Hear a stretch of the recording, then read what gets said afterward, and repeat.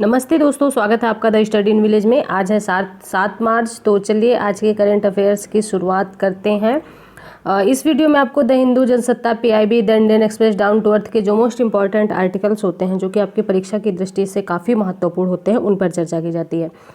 तो चलिए स्टार्ट करते हैं वीडियो। मैंने एक चीज़ सोचा, ये चीज़ आप ध्यान रखिएगा। मुझे लगता है कि सुबह जो करंट अफेयर्स की वीडियो आती है वो लोग कम पसंद करते हैं। मतलब कि शाम को जब आती है तो शाम में लोग ज़्यादा देखते हैं। शायद उनको सुबह कुछ काम रहता होगा, या फिर सुबह वो अदर स्टडी जो मतलब उनका अदर सब्जेक्ट है वो करते होंगे। तो आप बताइएगा मुझे कमेंट बॉक्स में कि आपको कितनी बजे वीडियो चाहिए। वैसे मैं तो सोच रही हूँ कि शाम को ही वीडियो लाऊं, क्योंकि आप लोग इसको शाम को ज़्यादा देखते हैं, शाम को ज़्यादा आपको सही लगता होगा। तो इसलिए मैं सोच रही हूँ कि वीडियो शाम को लाऊं। सुबह क्या ही मतलब है, जब आप लोग अच्छे से देखते नहीं हैं और आंसर देते नहीं हैं तो फिर क्या मतलब है ना। तो आप बताइएगा कि आपको वीडियो कब चाहिए, और जैसा भी हो जो भी सजेस्ट करना हो यार कमेंट बॉक्स में ज़रूर बता दीजिएगा आप। क्योंकि मुझे मतलब मैं सोचती हूँ कुछ हूँ, क्योंकि सब हर का एक अलग अलग स्ट्रेटजी होता है, तो सब अपने अलग अलग तरीके से सोचते हैं। तो आपको क्या पसंद है आप कमेंट बॉक्स में बताइएगा। फिर जितना जिसको मतलब जिस अनुसार पसंद होगा उस अनुसार वीडियो को मैनेज करने की कोशिश की जाएगी। ठीक है, तो चलिए इस आज वीडियो में सिर्फ आज हम एडिटोरियल डिस्कस करेंगे, एडिटोरियल के बारे में डिस्कशन करेंगे, मौसम के बारे में। ठीक है, तो चलिए जनसत्ता में एक एडिटोरियल आया है। पहले एक ये छोटी सी न्यूज़ डिस्कस कर लेते हैं। हमने अभी बजट, कुछ दिन पहले मैंने एक बजट का लेक्चर लिया था, ठीक है, और उसमें एक श्री अन्न करके हम लोगों ने डिस्कस किया था। जिन्होंने बजट का लेक्चर नहीं देखा है तो वो जाके देख लें, क्योंकि बजट के से हर बार क्वेश्चन बनते ही बनते हैं। तो उसमें आपको जो फैक्ट है और सारा कुछ समझाने की कोशिश की गई है, समझा दिया गया है, तो आप उसको देख लें जाके, बजट का जो लेक्चर है। तो बजट में हमने श्री अन्न के बारे में बातचीत की थी। ठीक है, श्री अन्न के अंतर्गत कौन कौन सी फसलें आती हैं ये बताइएगा आप। मैंने इसको बहुत डिटेल में क्लियर किया है बजट में, तो आप इसको बताइएगा, क्योंकि ये श्री अन्न है। मुझे लग रहा है किसी ना किसी एग्जाम में श्री अन्न से इस बार क्वेश्चन बनेंगे कि श्री अन्न के अंतर्गत कौन कौन सी फसलों को रखा गया है। तो उसमें आपको बता दिया गया है कि कौन कौन सी फसलों के अंतर्गत रखा गया है। ये क्वेश्चन आप बताइएगा कि श्री अन्न के अंतर्गत कौन कौन सी फसलें आती हैं। तो न्यूज़ यहाँ पे क्या है कि काशी विश्वनाथ धाम, जो कि वाराणसी में है, ठीक है, इसका नाम ही है काशी विश्वनाथ, तो यानी कि काशी वाराणसी में है, वो काशी को ही वाराणसी बोलते हैं। तो काशी विश्वनाथ धाम में मोटे अनाज, यानी कि अभी हमारे यहाँ क्या है, भारत में मोटे अनाज को इस बार ज़्यादा, मतलब इस अभी हाल ही में मोटे अनाज को ज़्यादा प्राथमिकता दी जा रही है। मोटे अनाज उगाने की बात की जा रही है। तो इस बार मोटे अनाज के प्रसाद, मतलब लड्डू बनेंगे काशी विश्वनाथ धाम में, और उसी का वितरण किया जाएगा प्रसाद के रूप में। तो ये न्यूज़ है। ठीक है, मोटे अनाज अभी हाल ही में बहुत ज़्यादा न्यूज़ में है, क्योंकि हमारे यहाँ इसमें मोटे अनाज की ओर काफ़ी ज़्यादा ध्यान दिया जा रहा है, प्राथमिकता दी जा रही है। पहले लोग मोटे अनाज का ही सेवन करते थे, जैसे कि जौ, बाजरा, इन सब चीज़ों को, और लोग कम बीमार पड़ते थे।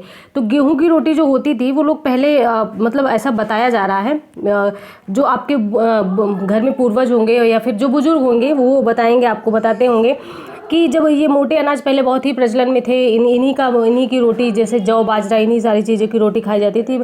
आटे की रोटी बहुत कम देखने को मिलती थी, और उसको लोग बहुत अच्छे से, मतलब कि आटे की रोटी, क्योंकि गेहूं का उत्पादन बहुत ज़्यादा होता नहीं था। ठीक है, गेहूं का उत्पादन बहुत ज़्यादा नहीं होता था, तो लोग जौ, बाजरा, इन सब चीज़ों की रोटी खाते तो और वो पौष्टिक भी होती थी उनको। मतलब कभी भी आपने, जो पहले के आदमी हैं, जो पहले के लोग हैं, उनको आप देखा होगा कि वो ज़्यादा, मतलब वो फैटी नहीं होते, या फिर ज़्यादा उनका पेट नहीं बाहर होता, या फिर ज़्यादा उनके अंदर फैट नहीं होता, एकदम फिट होते हैं। फिट किस लिए होते हैं?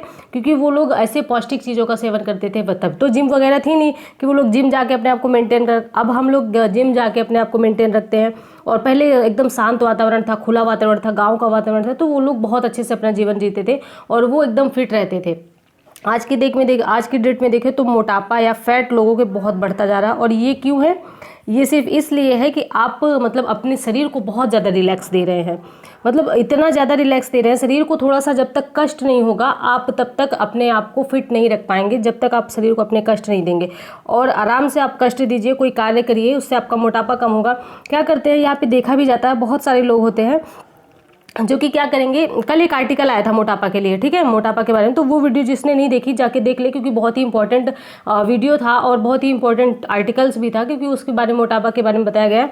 क्या करते हैं कि अगर लोग शहर में, सिटी में भी पार्क में जाते हैं, तो वो जैसे कि ये पार्क है, ठीक है, तो वो यहाँ तक अपने घर से पार्क के बाहर तक आएंगे अपनी 4 व्हीलर से, या फिर जो भी उनकी बाइक है, या फिर जो भी उनके पास साधन है, और इसके अंदर फिर एक्सरसाइज करेंगे और दौड़ लगाएंगे। क्या मतलब है इसका? इससे मतलब आप यहाँ से 4 व्हीलर से आ रहे हैं या फिर अपने साधन से आ रहे हैं, फिर उसके बाद इसके अंदर जाके दौड़ लगा रहे हैं पार्क में, तो इससे अच्छा है कि आप 2 घंटे 1 घंटे पहले निकलिए, अपने घर से ही पैदल चलिए। तो ये जो आप यहाँ से पार्क से घर तक जाने में जो टाइम लगा रहे हैं, या दौड़ रहे हैं या चल रहे हैं, तो ये भी आपके फैट को कम करने में मदद करता है।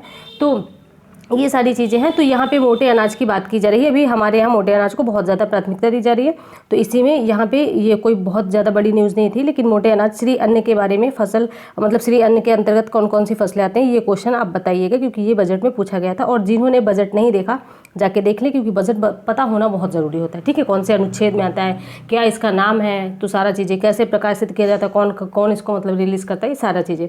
ठीक है, तो चलिए अगला आर्टिकल एडिटोरियल डिस्कस कर लेते हैं। ये बहुत ही मतलब कि इम्पॉर्टेंट आर्टिकल है, खौफनाक होता मौसम का मिजाज। देखिए इसमें क्या है कि अभी फरवरी माह में, जो फरवरी माह है, ठीक है, इसमें फरवरी माह में बहुत ज़्यादा गर्मी देखने को मिली है। पिछले 50-60 साल की अपेक्षा इस बार बहुत ज़्यादा गर्मी देखने को मिली है। तो यहाँ पे यही कहा जा रहा है कि इस बार फरवरी माह में पिछले कई सालों की अपेक्षा गर्मी बहुत ज़्यादा, मतलब तापमान पृथ्वी का बहुत ज़्यादा हाई रहा है। तो आने वाले मतलब हमारे आने वाले दिनों में क्या प्रभाव पड़ सकता है हमारे शरीर पर, हमारे मतलब सारे दिनचर्या पर, सारा कुछ। तो इसमें यही आर्टिकल डिस्कस किया गया है, जो कि हमारे लिए काफ़ी इंपॉर्टेंट है। देखिए इसमें ऐसा बताया जा रहा है, देखिए यहाँ पे आपको दिख रहा होगा, एक मिनट, देखिए ऐसा बताया जा रहा है कि मौसम विभाग को आशंका है कि मार्च में ही गर्म हवाएं चलने लगती हैं। वैसे कि अप्रैल और मई में गर्म हवाएं चलती हैं, जिससे जून जुलाई में हमारे यहाँ मौसम आता है। ठीक है, जुलाई में तो मतलब उसका आगमन होता है। तो इस बार मार्च में ही गर्म हवाएं चलने लगेंगी तेज़ी से।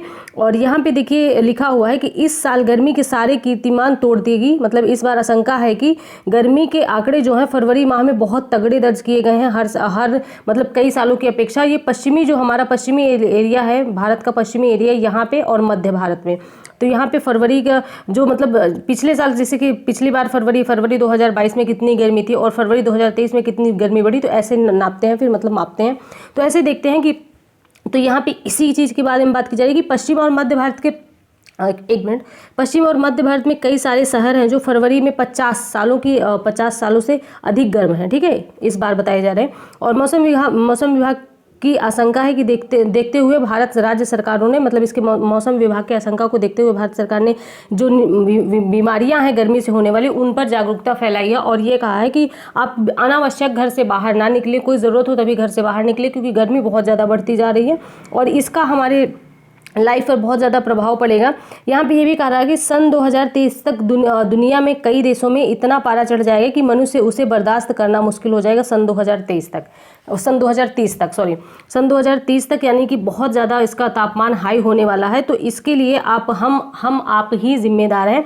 इस आर्टिकल में भी ये बात कही गई है। ठीक है, देखिए यहाँ पे ये कहा गया है, देखिए वातावरण में गर्मी बढ़ रही है क्योंकि पर्यावरण के प्रति हम लोग संवेदनशील नहीं हैं। 1850 से 1890 के दौरान मतलब लोग बहुत शांति का जीवन जीते थे। पहले बहुत एकदम शांति रहती थी, एकदम खुला वातावरण रहता था, पेड़ पौधे रहते थे बहुत बड़ी संख्या में, और सुबह मतलब काफ़ी ज़्यादा अच्छा फील होता था। आप एक बार इमेजिन करके देखिए कि जैसे हम लोग मूवी में देखते हैं, जैसे हम लोग पिक्चरों में देखते हैं, मूवी में देखते हैं, तो उसमें कभी कभी आपको जंगल का वातावरण दिखाएगा तो कितना शांत और मतलब हर एकदम चारों तरफ शांत दिखाएगा, किसी प्रकार का शोर नहीं, जो वहाँ के पशु पक्षी या चिड़िया होती हैं उनकी आवाज़ सुनाई देगी। तो ये काफ़ी एक बहुत अच्छा मतलब व्यू रहता है। आप अगर देखेंगे तो पहले भले ही इतना टेक्नोलॉजी नहीं थी, लोग भूखमरी से मर रहे थे, ये भी चीज़ है कि भूखमरी से बहुत सारे लोग मर रहे थे, गुलामी से भी, लेकिन शांत वातावरण बहुत ज़्यादा था। जब हमारा देश आज़ाद हुआ था उसके बाद जो भी मतलब था, बहुत ही अच्छे से सब लोग अपना जीवन व्यतीत करते थे। खास करके ग्रामीण एरिया के बारे में मैं बताऊँ तो ग्रामीण एरिया में जो आपके दादा दादी हैं उनसे पूछिए तो वो लोग बहुत अच्छे से सब कुछ एकदम अच्छे से बताते हैं कि कैसे पहले लोग रहते थे, कैसे दिनचर्या थी, कितना मतलब क्या वो लोग किया करते थे, कौन कौन से काम किया करते थे, सारे कुछ बताएंगे। और वो सुनने के बाद आपको सच में एक सुकून मिलेगा कि पहले के लोग काम तो बहुत करते थे लेकिन उनकी शरीर भी बहुत फिट रहती थी और कितना सुकून का जीवन मतलब बिताते थे। रिश्तेदारी मतलब कि रिलेशन में किसी के रिलेटिव के यहाँ जाना, फिर उनके साथ कितना अच्छे से टाइम स्पेंड करना, एक दूसरे की बातें करना, मस्ती मजाक करना, ये सारी चीज़ें अब आजकल बहुत कम देखने को मिलती हैं। लोग अपने आप में ही डूबे रहते हैं। तो यहाँ पे यही बात सारी की जा रही है कि एक मिनट, यहाँ पे देखिए धीरे धीरे संपूर्ण पर्यावरण के लिए बड़ी चुनौती बन गई है। पृथ्वी की सतह पर जो तापमान में बढ़ोतरी हो रही है वो प्रारंभ में इसमें क्या कहा जा रहा है कि औद्योगिकरण की दौड़ में हर चीज़ मतलब कि प्राकृतिक जो संसाधन है उनका दोहन करने लगा गया। यहाँ पे मतलब प्राकृतिक संसाधनों का मतलब है जो इसके अंदर पृथ्वी का हम लोग खनन करते हैं, उसके अंदर कोयला, और बहुत सारे जो यूरेनियम मतलब जो भी धातुएं होती हैं, कोयला होती हैं, जो भी तेल और ये मतलब कि तेल वेल होते हैं, जो तेल कच्चा तेल ये सारा चीज़ निकालते हैं, तो इससे पृथ्वी का दोहन होता है। ठीक है, इससे हम औद्योगिकरण के औद्योगिकी हमसे कोई देश विकसित देश हम की तरह के सारे देश विकसित देश बनना चाहते हैं कि बहुत पैसा उनके पास सारी मतलब वहाँ की जनसंख्या बहुत अच्छे से रही, ये बात ठीक है, लेकिन उसके साथ हमको पृथ्वी को भी ध्यान में देखना पड़ेगा। क्योंकि जब बोलते हैं कि पृथ्वी अपने आप को संतुलित करती है, और जब अपने आप को पृथ्वी संतुलित करती है, आप किसी के साथ डेली मान लीजिए कि किसी व्यक्ति को आप डेली मारपीट कर रहे हैं उसके साथ, ठीक है, और डेली उसके साथ मारपीट कर रहे हैं, डेली उसको मार के चले आ रहे हैं, तो वो आराम से एक थप्पड़ डेली लगा के चले आ रहे हैं, तो वो आराम से चुपचाप है, ठीक है ठीक है ठीक है, लेकिन कभी तो वो पलट के जवाब देगा ना। और जब पलट के जवाब देगा तो फिर वो उसके पास वो सारा गुस्सा आपके एक एक थप्पड़ का हिसाब वो रखेगा कि आपने उसको कितने थप्पड़ मारे हैं, फिर वो उसको फिर पूरा ब्याज सहित आपको चुकाएगा, मतलब आपके ऊपर फिर पूरा ब्याज सहित आपको चुकाएगा।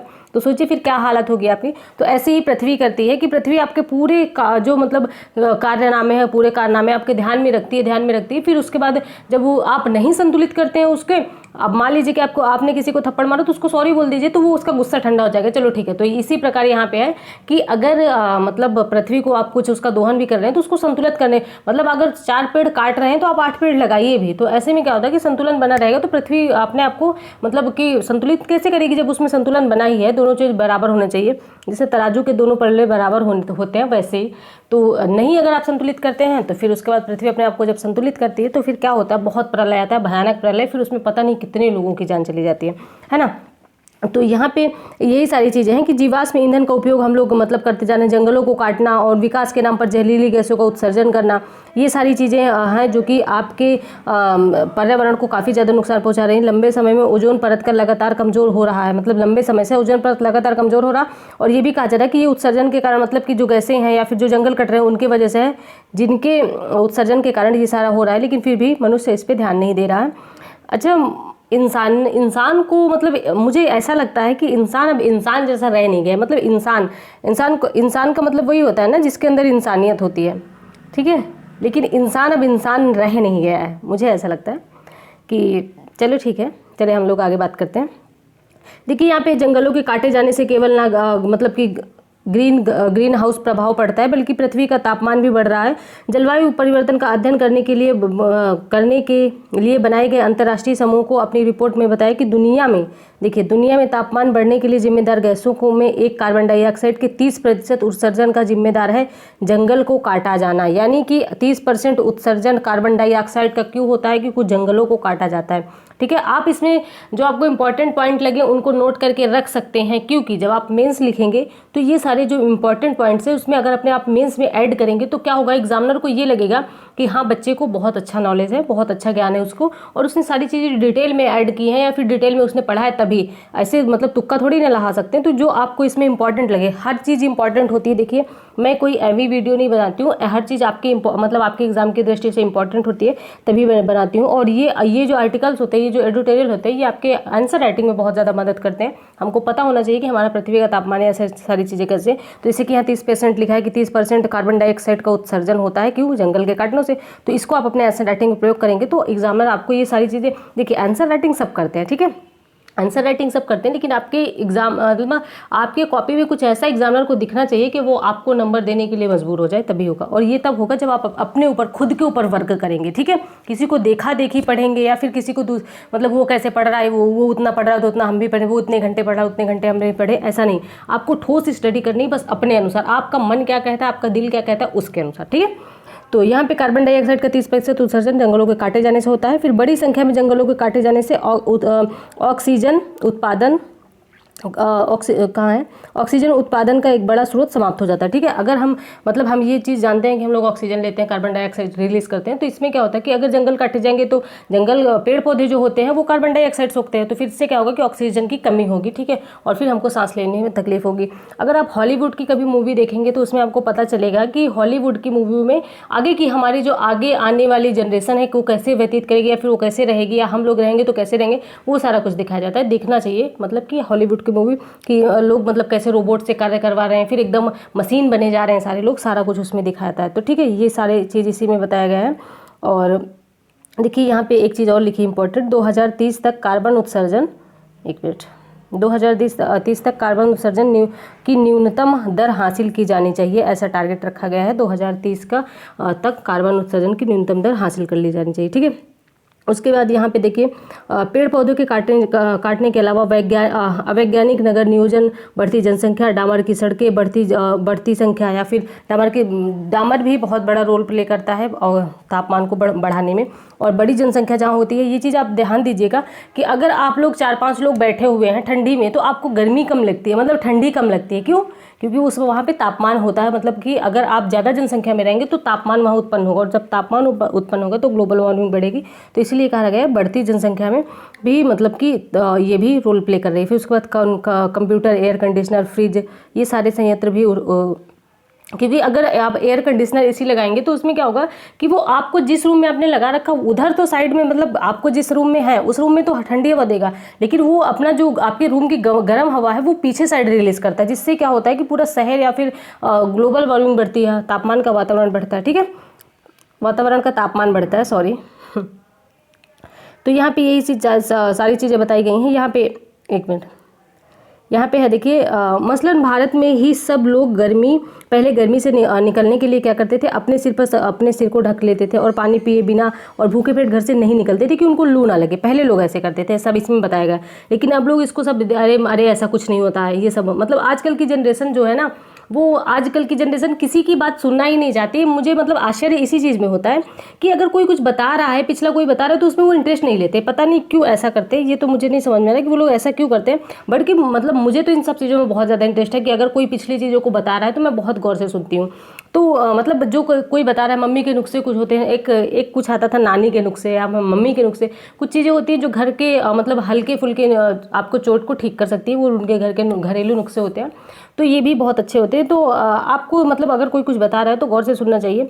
तो लोग यहाँ पे ये कह रहा है कि बिना खाए पिए और बिना सर ढके गर्मी में बाहर नहीं निकलना चाहिए, इससे लू लगने की संभावना कम होती है, ऐसा इसमें बताया गया। देखिए फिर इसमें एक मिनट, फिर इसमें बताया गया है प्रतिकूल असर डालेगी और इस कारण से खाद्यान्न उत्पादन में, देखिए यहाँ पे यही कहा गया है कि अगर मतलब कि तापमान बढ़ेगा तो फिर इसका प्रतिकूल असर होगा और खाद्यान्न उत्पादन में गिरावट आएगी, जैसे गेहूं चावल ये सारा उत्पादन कम होगा और फिर भूखमरी बढ़ेगी, क्योंकि जनसंख्या लगातार बढ़ती जा रही है, ठीक है, जनसंख्या लगातार ही बढ़ती जा रही है और अगर उत्पादन भी कम होगा गर्मी बढ़ने की वजह से तो फिर भूखमरी होगा, और भूखमरी होगा तो लोग कुपोषण का शिकार होंगे, जिससे फिर मृत्यु होने की संभावना बहुत ज़्यादा है। तो यही सारी चीज़ें इसमें बताई गई हैं। तो अगर आप एक पेड़ लगा लें या फिर आप कुछ मतलब कुछ कर लेते हैं या फिर अपने लाइफ में मतलब कुछ अच्छी खुश, देखिए मुझे लगता है कि जब आप थोड़ा हैप्पी हो, थोड़ा आपके लाइफ में कुछ अच्छा मूवमेंट आए या फिर कुछ अच्छा हो तो आपको 1-2 पेड़ लगाने चाहिए, ठीक है, आपको 1-2 पेड़ लगाने चाहिए। इससे आप खुशी मतलब अपनी खुशी में आपकी खुशी मतलब आप एक दिन खुश हैं, ठीक है, पेड़ लगा दिए और वो धीरे धीरे बढ़ता गया तो आपको वो सारे मूवमेंट आपके पीछे वाले याद दिलाएगा कि ये पेड़ मैंने किस दिन लगाया था और किस खुशी में लगाया था। तो कभी कभी क्या होता है कि हम लोग इतने टेंशन में रहते हैं, इतने डिप्रेशन में रहते हैं, लेकिन फिर भी अगर आपको कुछ चीज़ें याद आ जाती है तो आपके चेहरे पर मुस्कान आ जाती है। तो थोड़ा खुश रहने का एक अलग मतलब अपना एक ढूंढना चाहिए, मतलब कि हमेशा देखिए बहुत ज़्यादा टेंशन है, पूरी दुनिया में कोई भी इंसान ऐसा नहीं जिसके पास टेंशन ना हो, क्योंकि टेंशन हर प्रकार की हर चीज़ों की अलग अलग होती है। किसी को पैसे की टेंशन, किसी को जिसके पास पैसे है उसके पास परिवार नहीं, जिसके पास परिवार, तो बहुत सारी चीज़ें ऐसी होती हैं। तो आप अगर अपने एक मतलब जो जब आप बहुत खुश होते हैं तो एक पेड़ लगा दीजिए। अब आप एक पेड़ लगाएंगे तो आपको मतलब मान लीजिए कि कहीं गार्डन में, जो लोग सिटी में रहते हैं वो कहेंगे कहाँ लगाएं, तो गार्डन में लगा दीजिए। जो लोग ग्रामीण क्षेत्र में रहते हैं वो तो अपने खेत के किनारे किनारे लगा सकता है, ठीक है, जैसे कि ये खेत है और इसके किनारे किनारे किनारे किनारे आप लगा दीजिए। तो आपकी ये हर खुशी में जब आप मतलब खुश होंगे तो ये आपके हर दुख में मतलब कभी आप दुखी होंगे तो ये आपके हर दुख में आपका साथ देंगे। ये पेड़ आपको वो मोमेंट याद दिलाएंगे जब आपने खुश होकर ये पेड़ लगाया था, ठीक है, और साथ ही आपको नई जिंदगी भी देंगे। आपको क्या, कई लोगों को देंगे, है ना। तो इस प्रकार भी समाज सेवा की जा सकती है। तो यहाँ पे यही सारी चीज़ें बताई गई हैं। और देखिए यहाँ पे ये भी कहा गया है, ये चीज़ मैं कई बार बता चुकी हूँ कि अगर तापमान बढ़ेगा तो फिर क्या होगा, ग्लेशियर पिघलेंगे और ग्लेशियर के तेज़ी से पिघलने के, जैसे कि समुद्र यहाँ है, ठीक है, तो यहाँ पे कोई आइलैंड है तो ये डूब जाएगा, ठीक है, और ये जब डूब जाएगा क्योंकि ग्लेशियर पिघलेंगे और ग्लेशियर पिघलने से समुद्र का स्तर जो है वो बढ़ेगा, तो फिर ये ग्लेशियर डूब जाए और ये महाद्वीप जो भी द्वीप है ये डूब जाएगा और यहाँ के लोग भागेंगे अपने अगल मतलब जो उसके बगल में दूसरा देश है या फिर उसके ओर, तो ये लोग उसकी तरफ भागेंगे। अब यहाँ जनसंख्या बढ़ेगी तो फिर रोजगार यहाँ भी नहीं मिलेगा, तो मतलब समस्याएं बढ़ती ही जा रही हैं।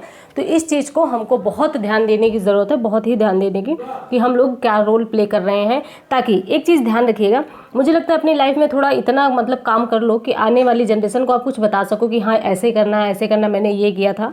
तो मुझे लगता है कि थोड़ा पेड़ पौधे लगा लेने चाहिए आराम से। मतलब कि कितना टाइम लगता है यार पेड़ पौधे लगाने में, कुछ ही टाइम लगता है। आराम से लगाइए, वृक्षारोपण करिए, कितना अच्छा लगता है। कुछ लोग तो क्या होते हैं, बस आते हैं, बैठ जाते हैं और फोटो खिंचा लेते हैं, चले जाते हैं, न्यूज़पेपर में या फिर कहीं स्टेटस पे लगा देते हैं, कहीं फेसबुक पे पोस्ट कर देते हैं कि हमने वृक्षारोपण किया।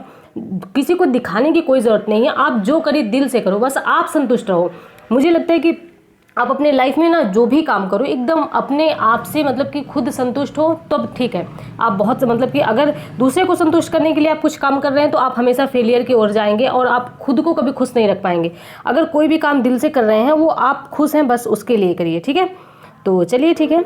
और आज का ये लेक्चर मतलब जो आर्टिकल था यहीं तक था, जितना मुझे इसमें के बारे में पता था मैंने आपको बता दिया। बताइएगा कि कैसा लगा आपको, और अगर वीडियो अच्छी लगी हो तो प्लीज़ लाइक, सब्सक्राइब और शेयर कर दीजिए, क्योंकि मेहनत लगती है। चलिए ठीक है, आप लोग इतने समझदार हैं, बार बार ये चीज़ याद दिलाने की ज़रूरत नहीं होती है कि वीडियो लाइक करना है और सब्सक्राइब करना और शेयर भी करना है। लाइक से ये पता चल जाता है, लाइक से कुछ होता नहीं है, बस ये पता चल जाता है, फीडबैक मिल जाता है कि आप लोगों को पढ़ाने का तरीका कैसा लग रहा है, अच्छा लग रहा है, नहीं अच्छा लग रहा है, या फिर कुछ भी। तो ये सारी चीज़ें हमको उससे लाइक से पता चल जाती है, ठीक है। अगर आप शेयर करेंगे, मतलब आपको कुछ फ़ायदा हो रहा है, आप शेयर करेंगे, तो इससे ये पता चलता है कि आपको चीज़ें फ़ायदेमंद, मतलब आपको लग रहा है कि आपको फ़ायदा हो रहा है, तो इसलिए शेयर करने के लिए कहा जाता है। और सब्सक्राइब करने के लिए तो मतलब थोड़ा मोटिवेशन मिलता है कि हाँ लोग इससे जुड़ते जा रहे हैं, तो अच्छा लग रहा है, और भी मेहनत करने का मन करता है, और भी कार्य करने का मन करता है, आपके सामने अच्छी अच्छी चीज़ें लाने का मन करता है। बस इतना ही मेरा मतलब पर्पस था ये। और ठीक है, आप अपनी स्टडी कंटिन्यू करिएगा, और हैप्पी होली इन एडवांस आज से ही। और आज तो वो होली मतलब होलिका दहन होता है, तो आज भी होली है, लेकिन होलिका दहन होता है, कल रंगों वाली होली की होगी। तो प्लीज़ अच्छे से सेफ्टी के तरीके से अपनी होली बनाएं, सेफ और घर पे रहें, मतलब कि बहुत ज़्यादा होली नहीं खेलें। और किसी को अगर कोई नहीं पसंद कर रहा किसी रंग खेलना, तो उसके साथ ना ही खेलें तो ज़्यादा अच्छा है। फालतू किसी से लड़ाई झगड़ा ना करें। अगर बाइक पे अगर आप जा रहे हैं तो आराम से 2 सवारी जाइए, मतलब 2 लोग जाइए, बहुत ज़्यादा बढ़ने की ज़रूरत नहीं है। दोस्तों के साथ एकदम नॉर्मल चीज़ें बिहेव करिए, कि ड्रिंक वगैरह बिल्कुल नहीं करना है, क्योंकि इससे लड़ाई झगड़े बढ़ते हैं। तो ये सारी चीज़ें, और स्वास्थ्य पर भी आपकी इफेक्ट पड़ता है, ठीक है। तो चलिए ठीक है, और थोड़ा सा मतलब कि पढ़ाई भी कर लीजिएगा, क्योंकि त्यौहार तो हर बार आते ही रहते हैं और आके वैसे ही चले जाते हैं, हम लोग वैसे कि वैसे ही रह जाते हैं पूरे साल, ठीक है। तो पढ़ाई करके आप, मुझे लगता है कि सुबह से शाम तक आपको सुबह से दोपहर तक आपको जो भी 4-5 घंटे पढ़ाई कर लेनी चाहिए, उसके बाद फिर आपके पास पूरा दिन रहता है। ऐसे ही आप एंजॉय करिए पूरा दिन, एक दिन स्टडी करिए, संडे के दिन ऐसे करिए, सुबह से दोपहर तक पढ़ाई करिए, दोपहर से शाम वाला टाइम एंजॉय करिए। तो आप में बर्डन भी नहीं रहेगा और आपकी स्टडी भी कंटिन्यू रहेगी। क्योंकि जब ऐसा होता है ना कि अगर हम स्टडी नहीं किए होते या फिर पढ़ाई नहीं किए होते, तो फिर काफ़ी ज़्यादा मतलब डिप्रेशन में चले जाते हैं बच्चे। एक ही रीज़न है बच्चों का डिप्रेशन में जाना, जब आप अपना काम प्रॉपर वे में नहीं करते हैं, ठीक है। जो स्टडी वाले बच्चे हैं वो डिप्रेशन में तभी जाते हैं जब आपका काम प्रॉपर वे में नहीं होता है। अगर आप अपने आप को प्रॉपर वे में अपना काम करेंगे तो आप कभी डिप्रेशन में जा ही नहीं सकते हैं, कभी आप किसी चीज़ का शिकार हो नहीं सकते। इसलिए जो वीडियो आए, जो भी आप जहाँ से भी पढ़ रहे हैं, जो वीडियो आए उसको डेली देखते जाइए, आपके ऊपर काम का बर्डन नहीं होगा। क्या करते हैं, चलो ठीक है 8 ही मिनट को तो वीडियो है, 9 ही मिनट की तो वीडियो है, 10 मिनट की वीडियो, चलो बाद में देखेंगे, कल देख लेंगे, परसों देख लेंगे, दोपहर में देख लेंगे। इससे क्या होता है कि आपके ऊपर बर्डन इकट्ठा हो जाता है। 4-5 दिन की वीडियो इकट्ठा हो गई, आप क्या करेंगे, आपकी अरे 4-5 दिन की हो गई, कैसे कवर करेंगे, चलो इसको छोड़ दो, आज इसे देखते हैं। अब ये जो 4-5 दिन की वीडियो आपने छोड़ी है, इसमें आपको हो सकता है कि कोई टॉपिक आपके करंट में ऐसा आ जाए, या फिर कोई भी टॉपिक ऐसा आ जाए जिसको आपने नहीं पढ़ रखा और वहाँ से क्वेश्चन पूछना है और आपका 1-2 नंबर से सिलेक्शन रुक जाए, तब ये सारी चीज़ें दुख बहुत होता है। तो चलिए ठीक है, बहुत ज़्यादा बातें हो गई। और प्लीज़ वीडियो अच्छा लगा हो तो प्लीज़ लाइक, सब्सक्राइब और शेयर करें। अपने और अपने परिवार का ध्यान रखें, अपने हेल्थ का ध्यान रखें। मिलते हैं नेक्स्ट वीडियो में, धन्यवाद।